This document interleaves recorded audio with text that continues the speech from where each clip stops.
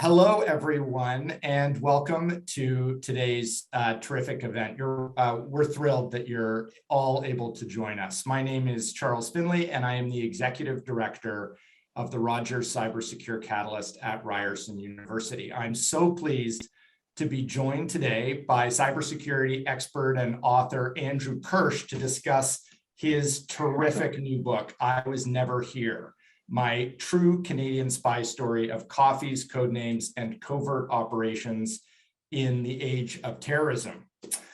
Now, today's event is hosted by the Cybersecure Policy Exchange, an initiative dedicated to advancing innovative policy responses in cybersecurity and digital privacy.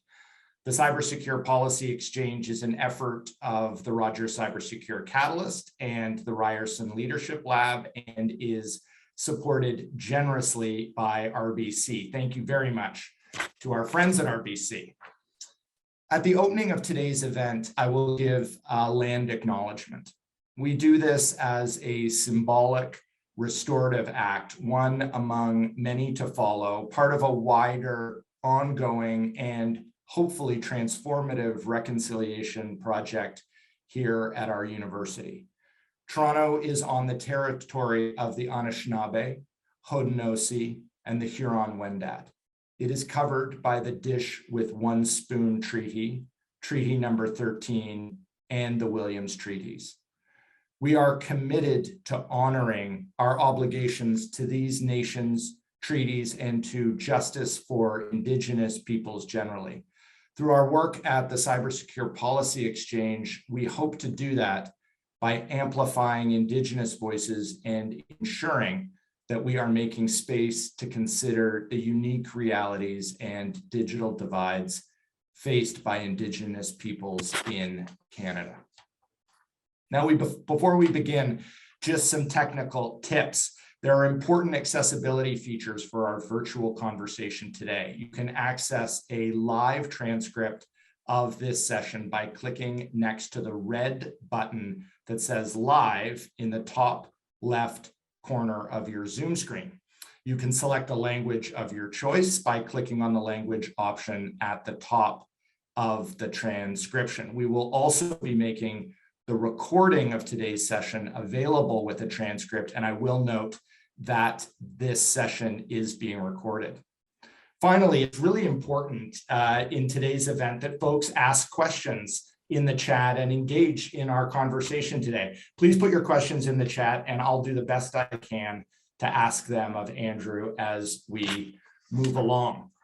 Now, a word of introduction about Andrew. Andrew Kirsch served as an intelligence officer with the Canadian Security Intelligence Service, CSIS, for 10 years. He spent over 3 years in the Special Operations Security Department, leading technical and physical covert teams in the execution of close access and remote warranted clandestine operations. After leaving CSIS, Andrew was a founding member and first ever department security officer in the Ontario office of the Provincial Security Advisor, with a mandate to enhance physical personnel information and network security across the Ontario Public Service. Andrew is now a member of the Ontario Expert Panel on Cybersecurity, which has a mandate to advise the Government of Ontario on protecting the Ontario broader public sector. Andrew is the founder of Kirsch Consulting Group, understanding client concerns, assessing risk, and providing tailored solutions to support and secure clients' existing day-to-day operations. Andrew, welcome. It's great to be here. Thanks so much for having me. Andrew, this is a absolutely terrific book. I think it's really the first book of its kind to pull the curtain aside just a little bit and show us all what life in CSIS is like, what the work is like, what the mission is like. It's a terrific and unique vision. I want to start by talking just a little bit about what got you into CSIS, and then a little bit about your work, and then we'll step back a little bit and talk about some of the strategic issues that you've been engaged in. Talk to us a little bit about what drove you to want to work in CSIS, to become a spy. What was the motivation for you? Yes, thank you, Charles. Happy to talk about it. I was working in London, England, in finance after I graduated from university, and I was there in 2005 when the bombs went off on July 7th, pretty close to where I was working and living. And around that time, I try to explain to younger people, I was at university in 9/11. This was really an age where these kind of domestic attacks were happening, and terrorism seemed to be everywhere. That's why I kind of looked around, and I joked that I had one eye on the financial pages, another eye on current events. And I said, well, maybe this is what I want to do and get involved in. And that was really the motivation to seek out, well, how does one get involved, and how does one become a spy? And a joke that I Googled, how do I become a spy? Nobody was looking for me. I wasn't tapped in the shoulder in some supper club in a university. I went to the government website and read the requirements and submitted an application. And 15 months later, I was hired. So yeah, it was just this kind of call to a little bit of a call to service, this point of time that this is what was going on, and wanted to get involved. Tell us a little bit about that recruitment process. I mean, it's just amazing how you just described it in terms of seeing what's happening in the world, feeling a mission, feeling that you're compelled to serve in this way, going online and figuring that out. But then you describe in the book this really fascinating recruitment process, kind of a mysterious process. Give us a little bit of a sense of what that was like. Well, absolutely. And I can tell you, when I was starting to do some research about what is Canada's domestic intelligence service, or what do Canadian spies do, there isn't much information, and certainly wasn't any at the time to talk about. There's some information about the organization, but not what it's like to work there, or the recruitment process, or go through it. And it's a long one. I got to say, people ask me all the time, should I apply to CSIS? I'm thinking about applying to CSIS. And I say, yes, because it's not a job where they're going to call you up the next day and say, can you be here next week? You don't have to make a quick decision. You're going to get lots of opportunities in the year or 15 months that it takes to go through the process, and a lot of different stages as well. And so I talk about, there's information sessions, and then suitability interviews, an assessment panel, psychological assessment, a polygraph exam. There are all these stages along the way that you have to go through to ultimately then get offered the job and decide if you want it. Sometimes I think people go through it and say, well, maybe this isn't for me. But I talk about this, what it's like to sit there and be grilled on the CSIS mandate, and why you want to join, and be hooked up to a polygraph machine and answer questions about your life. It is, I'd say, a job application unlike most others. That's for sure. And then you're accepted into CSIS. You have this great moment where it's taken all this time to go through the whole process, but then they really are like, can you start basically immediately? Right. I think you have to pick up your life and move to Ottawa in a couple of weeks, and then you're in a training program that seems totally unique. You give some descriptions about some of the training. Tell us a little bit about that. I mean, completely unique in terms of this kind of thing from anybody's experience. Yes, and one of the things I hope it comes across in the book is that I keep thinking, well, at some point they're going to tell me what's going on here. Like, at some point, someone's going to sit me down and say, this is what your next year looks like. This is what the next, but you kind of learn as you go. And so, yeah, I went through this long recruitment process, and they say, can you be here in a month? And I said, can I have 5 weeks? Like, can I have a little bit of time to tell everybody I'm moving to Ottawa, and you're going to go to training? Well, what does training involve? Like, what should I pack? Well, we'll find out when you get here. And you go through this training process and think, well, what am I going to do after training? Well, we'll tell you after training what you're going to be doing after training. So it is unique, and it's probably changed a lot since I went through just 2006, 2007. But it was really the train to be an intelligence officer. I signed up to be an intelligence officer, which is a generalist. We have to do the role of an analyst, which is writing memos, reading reports, synthesizing information, being able to understand where information intelligence gaps are, strategize ways to fill those, and then task either regional investigators or our partners to how to further and oversee these national security investigations. And the other role of the intelligence officer is the collector, the person who's in the field knocking on doors and gathering information. So receiving tasking from the analyst, then going out and meeting people and saying, hi, I'm Andrew from CSIS, and investigating something of concern, a threat to security of Canada, and can you help me? And there's that. So the training is really kind of getting you familiar with those two roles. How do we go out and talk to people? And something even as basic as we would practice showing our badges, because we get very paranoid someone's going to grab it. So am I holding it close enough to the person they can see, but far enough away that they're not going to grab? No one in my life ever tried to grab my badge, but these were things that we were getting comfortable kind of introducing ourselves as CSIS, how we explain the organization.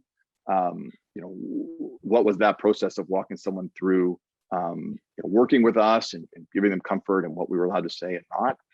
And then also the nuts and bolts of how do you write reports other people can read, and how does the organization work together with the tech part of it and the policy part of it and the field collectors and the analysts. And so that was this large training program, was kind of getting you ready to be this intelligence officer, either as a desk or field investigator. And then we'll tell you at the end of it which one you're going to be. And that also comes around and say, well, where am I going to live? What am I going to be doing? And they say, we'll tell you later, which is has its own unique challenges.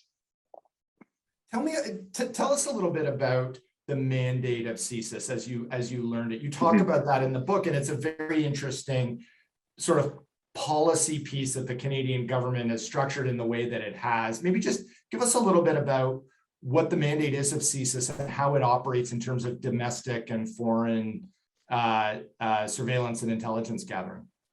Absolutely. And I tell anybody, and I get asked a lot, people who are interested in applying it, so we'll learn the mandate.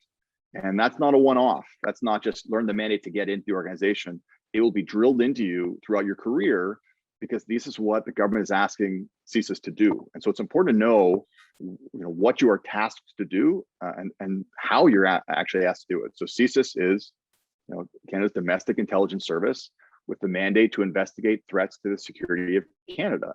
And those are 4 threats that are very clearly articulated, which are terrorism, espionage and sabotage, foreign influenced activities, and subversion.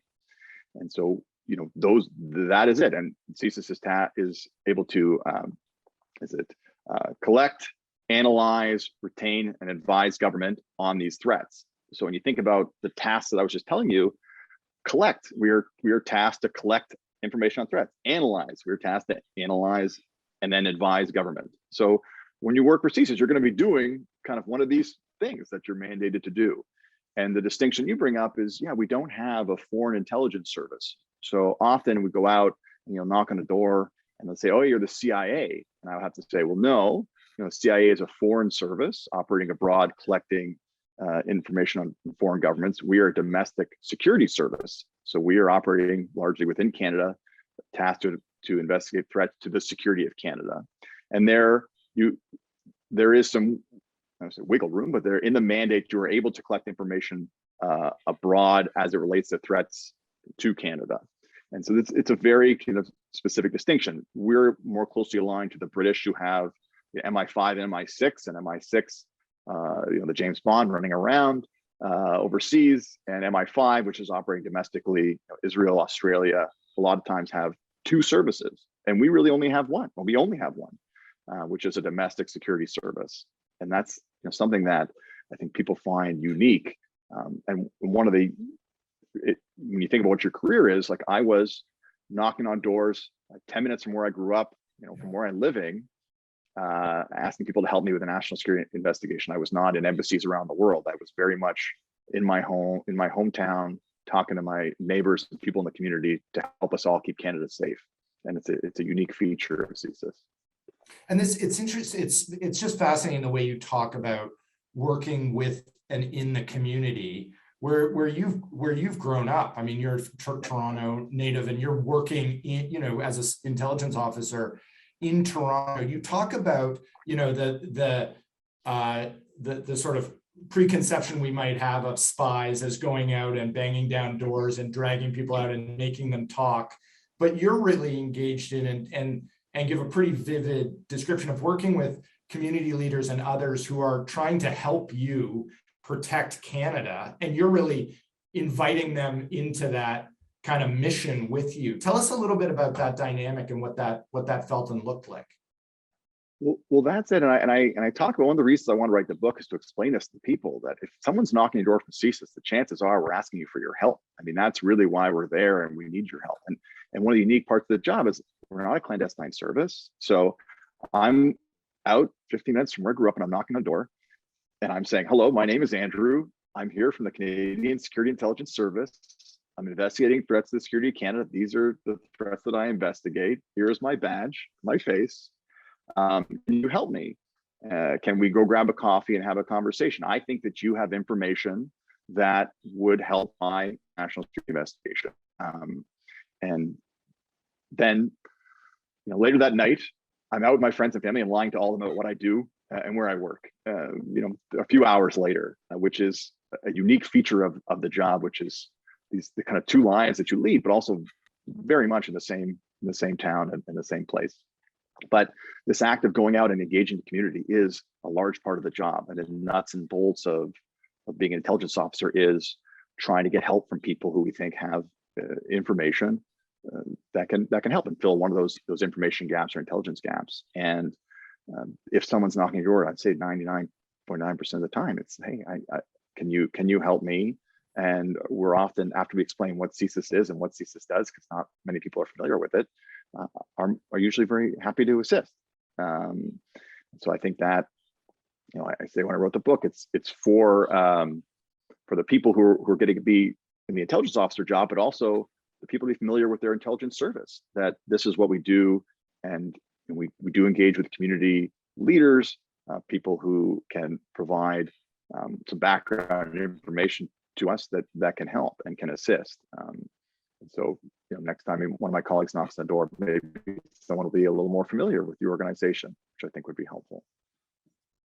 There's a very interesting sort of tension in the book, not tension, but kind of a dramatic kind of dynamic between this totally unique work that you're doing as a spy, as an intelligence officer, which is completely unique for any work. I mean, the vast majority of us never have that experience. And then also sort of the kind of the bureaucratic work that you're doing just as a, kind of an office worker that the rest of us are kind of more familiar with. Talk to us a little bit about that, what that is, what that's like. There were the really unique, exciting parts of it, but then there's this other office part of it where you're writing reports and doing all that kind of stuff like any office worker. Yes, it's a government job, and there's paperwork to be done and forms to be filled out and expenses to do and to hassle over sometimes, where I say I absolutely needed that food for an operation, and they say, well, you can't claim a meal claim and an operational food as well, and we would have those kind of very unique conversations to the role, but paperwork had to get done and reports as well.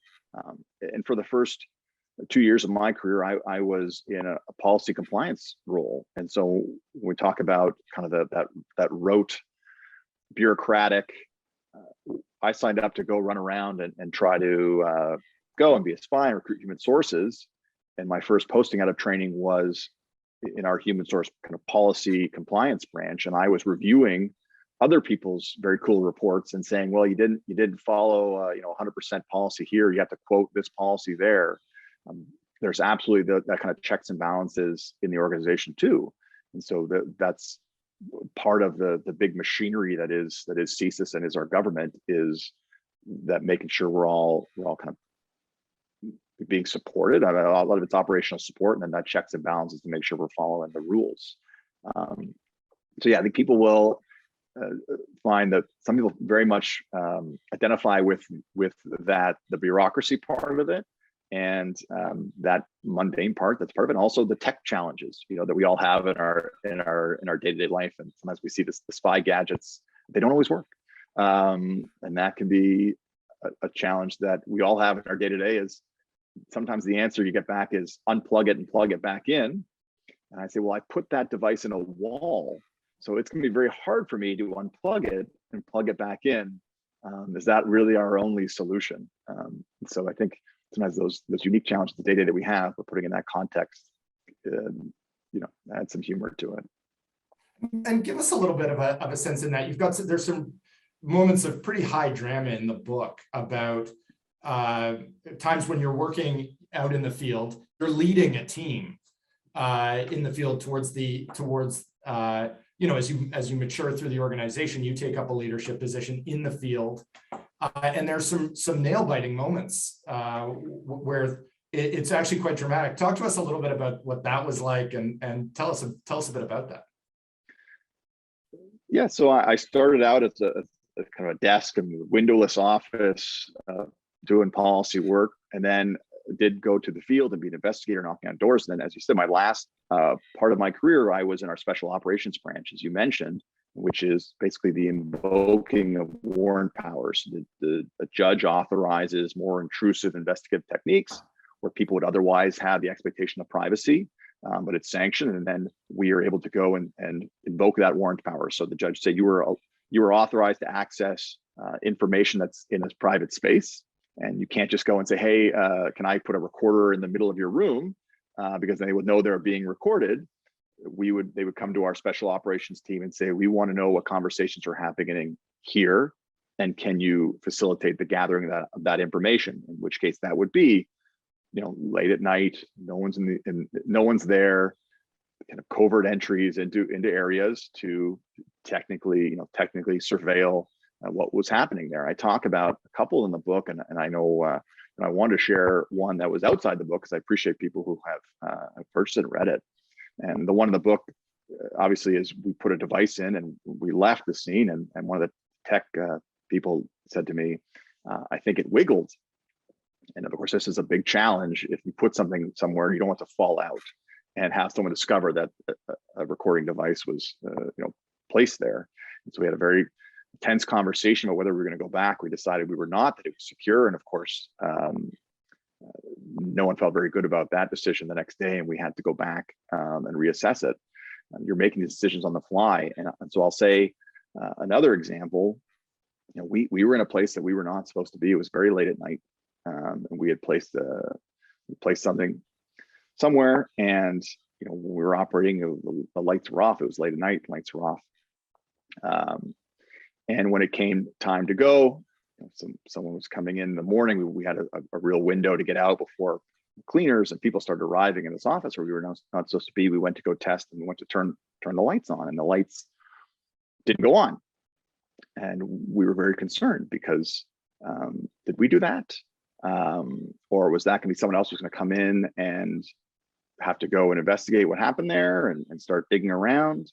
And so we huddle up as a team, and we have a very frank and honest conversation between our security team and our tech team to say, is that something we could have done? Is it a motion sensor light that just goes off at nighttime and in the morning will go on and be active again? If somebody were to investigate what happened if the light got broken, and someone were to investigate that, would that lead to discovering things that we might have done or been here?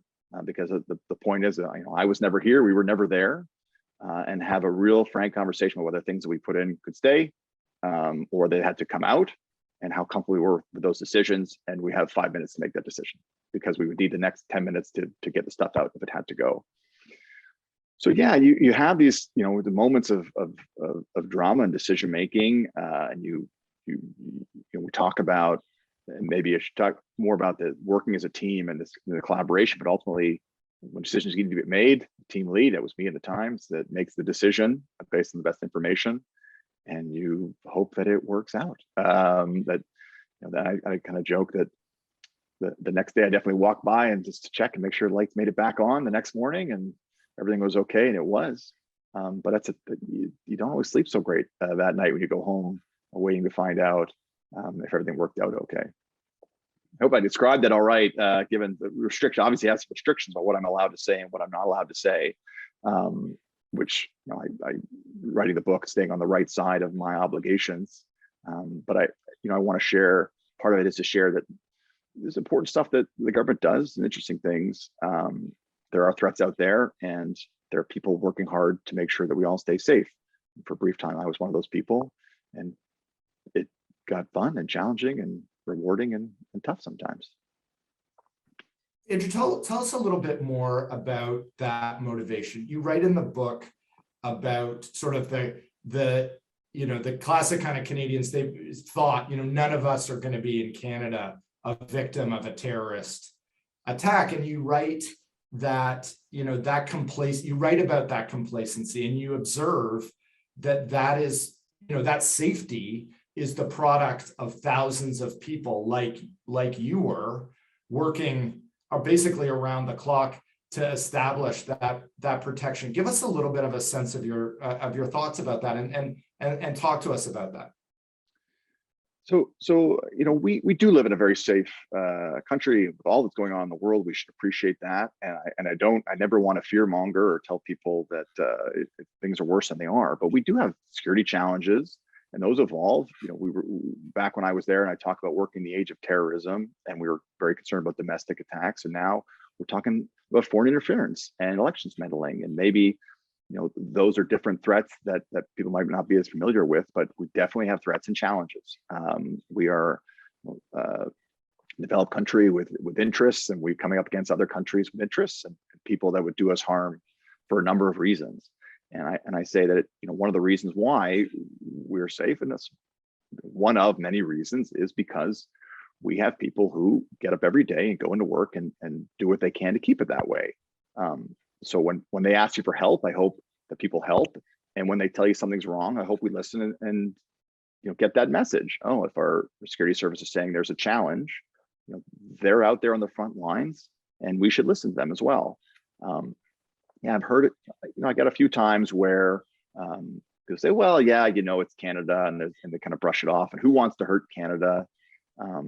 What would anyone ever want with us or me? I'm. Who am I? But we do have. There are threats. There are challenges. We had domestic attacks before. We had in 2006 the Toronto 18. We had the Parliament Hill. It was stormed Parliament Hill. And a number of threats. We had people who went abroad, and Canadians who went abroad and killed some people overseas, and that's a challenge too. So I hope we don't get complacent. It's not, our safety is not because there's no problems. It's because we do a pretty good job of managing and mitigating them. One of the things that I thought was important to say in the book and reiterate is, it's that's CSIS is here, but very few people know about it, and this is what it does, and this is why it's important. I want to ask you now about you're obviously a cybersecurity expert. You're on the Ontario expert panel.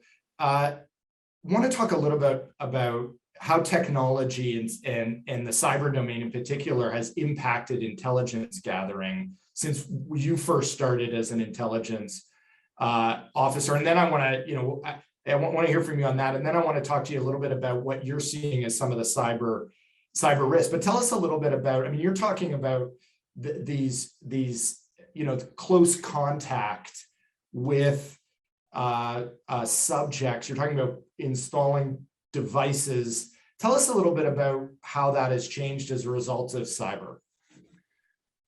Absolutely, and it's a key point that I talk about at the end of the book. Is I was probably in the last. It's still happening, but there was a real move from this close access. We have to bring a large team into an area and plant devices or whatnot to this remote access, which is exploiting technology in place, which will be able to gather the same information. Why do we have to plant a microphone somewhere where everyone's carrying around a phone? They have it on them at all times, and the ubiquity of cameras and devices everywhere. So we're seeing.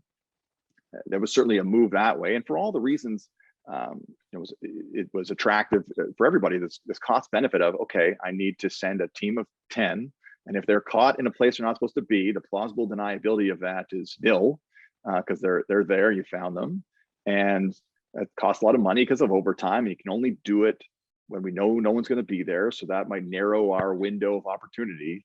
Versus, I'm going to go and hack this thing on my lunch break. And if I'm successful, maybe someone finds it, but no one will know it was me, and I can do it from around the world. I don't have to travel anywhere, and I can try 1,000 times until it works. That's not just I have one night to do it. So it is a big challenge, and there's certainly a movement to that. This movement of collecting, because you're able to do it. It is the cost and benefit of it for organizations and for people has changed greatly. And so we're seeing that for obvious reasons, and I think that just continues, which is a big challenge. So obviously, like we talk about in the context of our government, and we say we're the good guys, but you better believe there's a lot of bad guys out there, and a number of threat actors, be it nation states or hackers or people with causes or whatever that should be, and they have access to everybody from around the world all the time. So we talk about cybersecurity. Yeah, what a challenge that is to have to face and defend against. So I'd say how it affects the intelligence community is when I first going out and knocking on doors as an investigator, and you want to get an idea of who you're talking to, obviously, especially even people who are going to help you. You try to go online and see if you can, hey, is this person popped up? Is there anything that would give an indication they would be receptive to meeting with me, or that could be a problem? And in the early days of the internet, maybe you got lucky if there was an article in the local paper that said they volunteered at something, and you'd say, okay, well, now everyone's got a Facebook, Instagram, Twitter. You get a pretty good idea. And so the challenge, I think, is not, it'll always be getting information and gathering it, but processing it and interpreting it, and making inferences from that is unique. So I don't think we have much shortage of finding information about people anymore. But what does that mean? It's your perspective as a former intelligence officer in terms of the changes to intelligence gathering are profound. You've just described them really well, but they obviously, just as you note, the bad guys now have these opportunities too. And I'm keen to get your thoughts on cybersecurity risk and its sort of forward momentum. I mean, this is obviously a huge topic. We do a lot of work around this at the Catalyst and at CPX. But what, just in sort of general terms, or however you want to talk about this, what are you seeing in terms of the cybersecurity threat environment right now? And if you look out 5 years, where do you see it? Where do you see it going and growing? Well, growing is right. I think back on the early days of let's call social engineering, right? So I think I joke in the book. In the early days, we had 4 text messages we would send, right? Or another organization would send. I don't think we did this one, but it was naked picture, malicious link, and oops, that wasn't for you. And 100% success rate. People clicking the links. Now we've gotten more sophisticated as consumers with malicious links and but the attacks have gotten more sophisticated too, right? The phishing campaigns that we're seeing to get people to click that link is still happening, right? And getting quite they're getting quite good at that social engineering of messages, and whether they're using social media now messages or however they're doing it. So that is, I think, only going to continue, unfortunately, because of all the reasons we talked about, which is you get how many chances can you take? You take as many as you want. Spam many times. And as individuals, the challenge of cybersecurity is that we provide access, right? Someone would say, well, what does anyone want with me? I don't have anything. People can read my emails, and I don't worry about me, and why do I have to worry about it? Well, I say, one, you do have more sensitive information that you think you do, whether it be your credit card information or your other personally identifiable information that can be used to exploit you. But also, we all provide access to our networks, to our family and friends and work, and all these other places where we have access to. So yes, why do people want you? Because that access you provide. And we have these huge threat surfaces, and companies have it, and the BPS has it. We talk about this, which is all of the people that are connected, and we need them all to raise, and we need to all raise our game, which is the big challenge, because any one of those people provides access to sensitive information, commercially sensitive information, private information, and things that we otherwise want to keep, keep secret and keep confidential. So that is the challenge that is growing. Is the attackers are getting more sophisticated and are continuing to target people at high volumes. And I don't even know the numbers of malicious events that happened against the OPS network when I was there, in the billions. And all the people that we continue to provide access to, that we need to provide access, especially working remotely. This other challenge of we're all going to work from home, but we need to have the same access to the sensitive information at our fingertips at all times. How we do that securely and safely, protecting the people and the underlying information that they have access to. So yes, unfortunately, that is a challenge that's only getting bigger, that we will have to continue to manage, and with an education piece, with an appreciation, everyone doing our part to keep each other safe. And my message to them is, if anybody says, well, what do I have, or I'm nobody, I say, well, think of your most or your least sophisticated relative or Facebook friend. Like, think about the person who will click any link, and just imagine that comes from you, right? I mean, that's what's going to happen. Is they might not come from you, but they'll use you to get to them. And that's why we all have to do our part, right? Because you're actually protecting that person as well as yourself. Just terrific. Thank you for that. Now we're getting some questions, and I invite folks to put questions in the chat. And Andrew, I'll pose these questions to you. Feel free to pass on any of these if they're too hot to handle. But this is a great question. I mean, this is the first book that really, as I mentioned at the outset, really pulls the curtain aside. To a certain extent, you're quite careful and properly so in terms of CSIS. But talk about the process of just getting this book published. How did that? How did CSIS have to review and approve this? How did that work? There's a challenge of being first. And as far as I know, I don't want, if there was someone were to say there was one that came out 15 years ago, but as far as I know, the first book that's written by an ex-intelligence officer about the experience of being an intelligence officer. So not a policy book. It's not a policy book. It's not a legal book. It's not. It is about what does the life of a spy look like? When you sign up and say, I want to run away and join the circus, what's in store for you? And that's kind of what I wanted to get across for someone like me in 2006, is that I'm interested in getting involved. And how do I do it? What does that look like? So yeah, I have an obligation that I took, Security of Information Act, and I cannot divulge secrets, and that I won't get all the legal part of it, but obviously that I was access to as part of my employment. And as I said, it was never my intention to do that, and it wasn't. These are the threats that Canada's are facing, and this is how we're dropping the ball. That's not the book. So there is no formal process. There is no formal requirement to submit a book, but obviously I wanted to make sure that everyone was all right, and solicited feedback from a number of sources. I think I've probably blazed a bit of a trail there as far as how the process will go going forward. I don't think the organization will ever come out and say we are happy, or we give it a stamp, or here's a book because there are it's different coming from them, released from the organization as released from me. But yeah, I think I think it was time. There's a CIA book that's released 100 books a week, and we have none, and not at all my intention to divulge secrets, and I haven't. And so if anyone's wants to pick it up to say I'm going to find out how to defeat Canada, you're not going to learn that. But it's a lengthy process. I got lots of feedback, and we kind of bumbled through it together.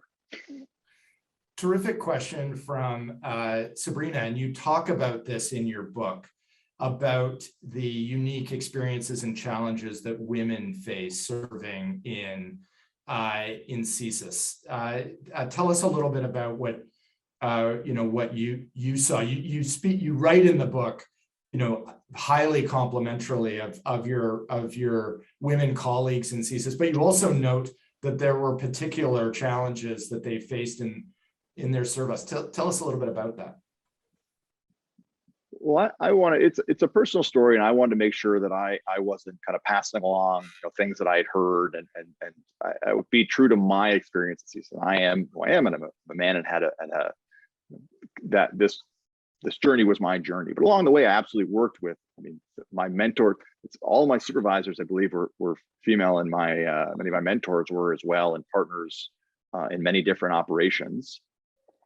And I noted a couple times where I was there that I witnessed, they have it is a different dynamic when it is a female versus a male. And I don't want to say to positive or negative, and I think the former officers will speak about that much more than I would. But there was, I'd say there was one source that I worked with that I started working with after he had been working with a female colleague of mine who was an exceptional officer and a wonderful person. And I think he was really disappointed that he was no longer going to be working with her, and now he's going to be working with me. I think that was one challenge of dealing with that. And then so the dynamic of, so one individual definitely treated a female officer a little different than he did with me. And my interactions with this person had been as a family man and a businessman, and I then had to introduce another colleague because I was leading the file. And it got, it was a little more smarmy, I think is the word. I don't know if there's a better word for it. And I just had not seen that side before. And I thought, oh, that's, that is just kind of an interpersonal dynamic that I will not have to manage in my career that females would. And as I said, I don't talk about others' experiences. Those are a couple things that I had seen, and everyone has their own career. But yeah, certainly, I hope the impression given that some of the best, if not the best, intelligence officers I work with were women, and were with me in all the special operations, and people that I work very closely with, depended on, and learned from. Absolutely, but they have a different career, some different career challenges than I did. You write about you certainly comes across in the book in terms of the courage and capability that you recognized in your female colleagues under the difficult circumstances, that episode that you described. So that comes across very well. More questions. This one you can pass on, but it's an important question for now. Thinking about from your experience as an intelligence officer, there are obviously Canadians now who are traveling to Ukraine to join that conflict. Are there any observations that you have, any thoughts or comments you have on that dynamic? Yes, I saw that, and I can say that. So in our when I was CSIS 2006 to 16, our initial concerns were absolutely that people were going to do things in Canada. We had the Toronto 18, the Via Rail cases, very public cases. And as Iraq kind of destabilized in Syria, the concern changed to foreign fighters, and this idea that Canadians were going to go abroad and engage in foreign conflicts, and either they were going to cause carnage overseas or become trained, develop networks, and bring it back to Canada. And Bibo, who the Parliament Hill shooter, wanted, I think it is public that he had wanted to go abroad and was not able to go abroad and did things here. So they were definitely foreign fighters were a challenge, and I think the government needs to really think about, is that a challenge here? Are we comfortable, or certainly do with our eyes open what we are prepared to do? I don't know what we'd be prepared to do or not do to people who are being solicited to go overseas. I'm not saying they're going to go do good things, bad things, or otherwise. But that is certainly, when people go overseas to engage in foreign conflicts, that can get complicated. And I think I'm not by no means a legal expert at all, but those were some of the things that we dealt with before, and I'm sure people are having conversations about what this might look like. Switching gears for a second, a terrific question here about the interference of foreign governments in respective universities and the post-secondary sector. This has been something that has the post-secondary sector, speaking as somebody who works in that sector, is of increasing concern about the impact of hacking, other kinds of cyber attacks on our research infrastructure. I think you write about Nortel in your in the book. Is that to the extent that you can talk about it, is that an area of concern for you now and going forward? I think I could talk about it because CSIS is talking very publicly about it. If you read their 2020 report, I think they're talking about economic espionage and the loss of intellectual property and foreign governments targeting things like our vaccine research and development. I mean, the government is coming out very clearly and talking about the things that they're seeing. One of those cases where, yeah, we should listen to them. I've been out for a few years now, so I'm not on the inside, but they are being quite open about not only what the challenges are and some of the people who are behind it in a way that I think we haven't traditionally done in the past. So yes, and we talk about, are we complacent as Canadians?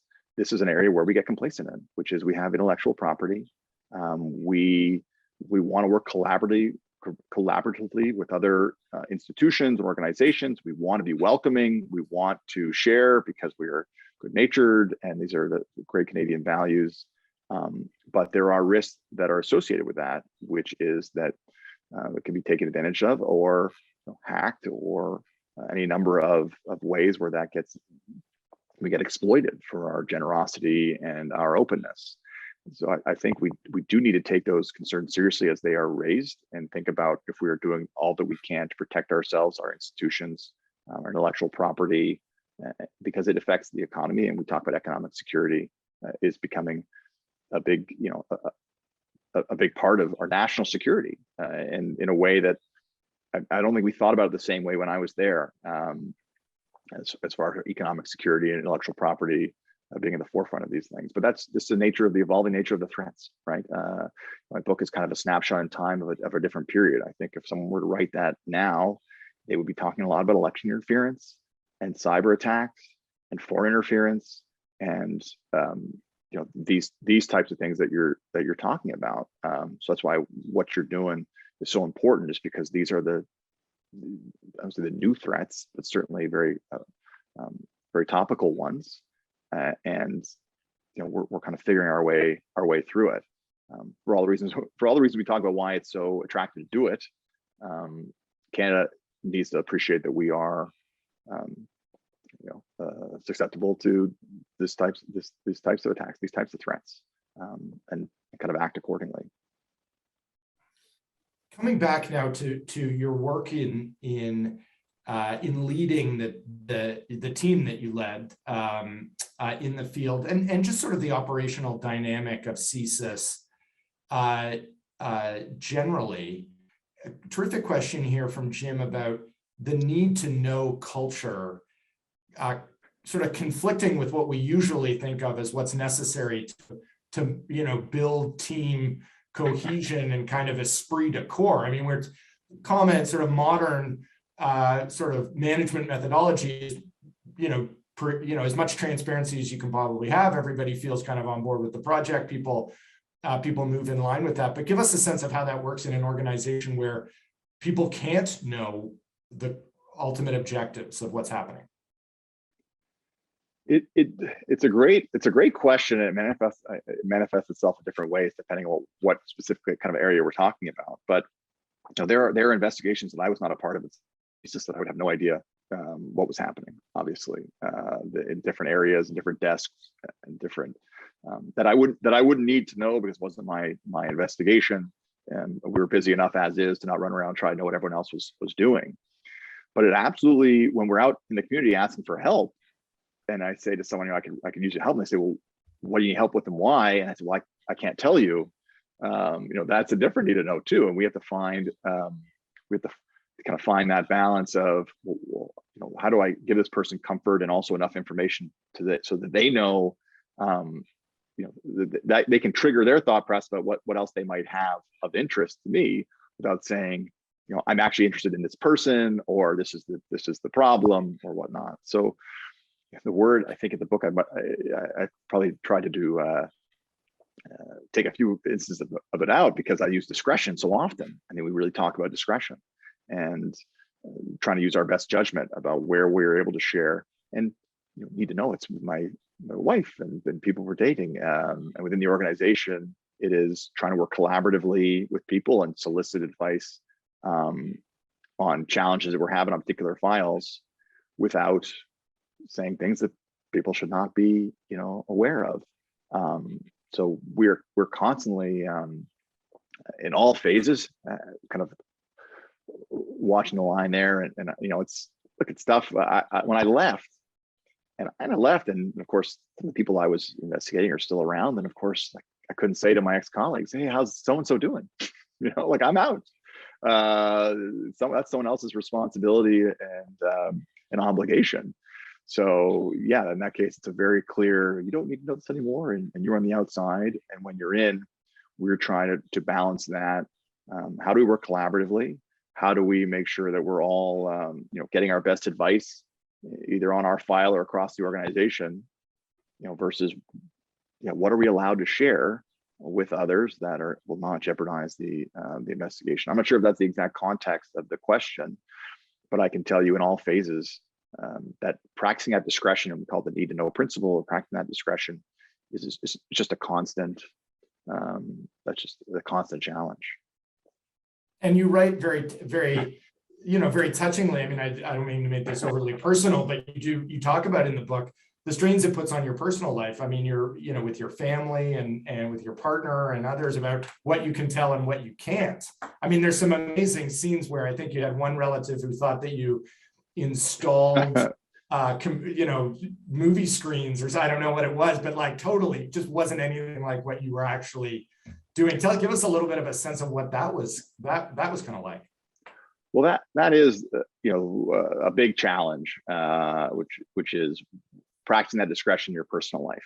So when you pick up and move to Ottawa, when you get the job, and says, why are you moving to Ottawa, you probably have to have a bit of a story to tell people. There's your first need to know or practice discretion. And then in my career, and I talk about this in the book, when you're young and single and trying to date, it's one thing. And trying to find, when do I tell someone I'm a spy, and when is that appropriate, and when is it too soon, and then when have we been together too long that it's just weird, and then what do I tell my wife, who knows where I work, what I'm going and what I'm going to do. So speaking of those nighttime operations, when I was an intelligence officer knocking on doors and having community interviews, I would explain that I meet with people. These people don't always want to meet during the day, so sometimes I have to go and have a 7 or 8 o'clock coffee to knock on a door and have a conversation, which made a lot of sense to her. And she needed to know who I was meeting with, but that was generally what I was going to do. When I was working in special operations, I told her I'm going to be out from 11 p.m. to 4 a.m. And she said, "Who are you meeting? From 11 a.m. to 4 a.m." And I said, "Well, now my career has changed, and I am doing this kind of special operation stuff, and that's why I have to go when everyone's sleeping and no one's out." But finding that balance, it does create strains on a relationship. And my wife and I have to say over and over again, the most incredibly supportive. Never said don't do this, never said I'm worried, but it does seep out in other ways, right? When you can't pick up your phone and you get a teary message saying, "I just hope you're okay because I haven't heard from you, and you said you'd be home at 3 and now it's 5. I don't know where you are, who you're with, any other way to get in touch with you, but try this phone number," and it's going right to voicemail. That's just something that can happen. It's a challenge. So definitely something for people who think about that this is a career, kind of wrap your head around your comfort level with living these kind of dual life, but you get one life. So you have to figure out how to make it all work, all work together. We have this idea that you can just split it in two, but you really can't. I used to read the spy novels or the books where people say, I'm running around doing this cool thing, and then I'm running around do this cool thing. Then I got divorced, and then I did the next cool thing. And I think, well, that little piece in the middle is probably a big part of your story. that would impact what you did before, what you did after. And so I kind of want to explore a little bit more about what that dynamic looks like as we're trying to do important work, but also trying to be real people with real life challenges. Andrew, we're coming just to the end of our time, but I do want to ask one final question of you, and it builds on a question that we've got in the chat. But really, obviously you've had this career, a terrific career as an intelligence officer, cybersecurity expert on the expert panel. Looking forward in terms of public investment in cybersecurity and the government's engagement in cybersecurity, what do you hope to see in terms of public investment and activity in cybersecurity that you think would be most helpful in terms of protecting Canadians? Well, I think we are, first thing, we talked about the challenge, and the challenge is great. And I think the other thing to note is that it's becoming very hard for the average person to keep themselves safe without any support, right? So when we talk about the VPS and providing assistance to their people in their organizations, and then working to collaborate together to make sure that we're doing best practices. And I think the government needs to play a role in that assistance, in helping the people and helping our organizations, because ultimately, we're all in this together. I think if the message at the end of the book is, whether it's CISA, cybersecurity, and all these things, that we have an obligation to help keep each other safe, whether that's working with CISA if you have some information that's of concern, or using unique complex passwords, two-factor authentication, and not clicking malicious links, reporting to your IT department when you do. We are interconnected in a way where we are all in this together. And so, yeah, I would like to see government lead. I think in Ontario, a proud member of the expert panel there, which is trying to bring together, all the sectors to say, what are we doing well? What do we need to improve? How can we work together to make sure that we're kind of raising all ships? And the government's been involved there, and federal government as well. And yeah, the threat is only going to increase, unfortunately. I don't think this is earth-shattering news to say that I don't think we're going backwards in this. And I think the difference between the sophistication of the attacks and what we're able to do on our own is getting more challenging. And so we're going to need organizations, governments to pull together to make those investments to help their people stay safe.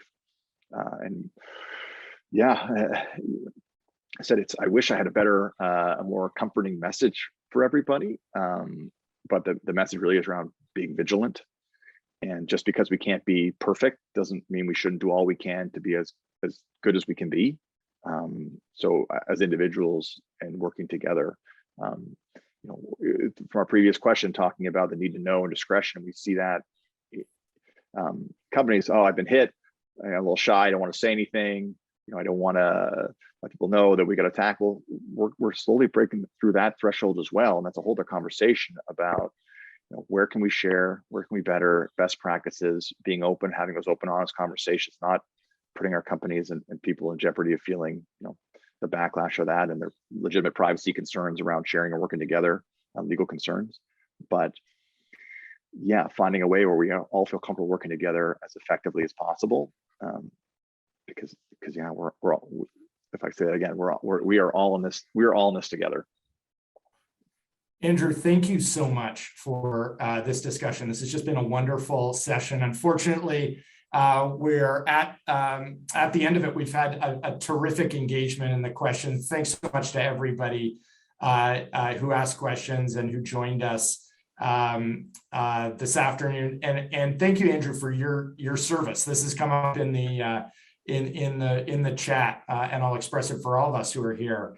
Really, obviously, it's trite to say, but 10 years of serving Canada, more than that, in this vital role. So thank you.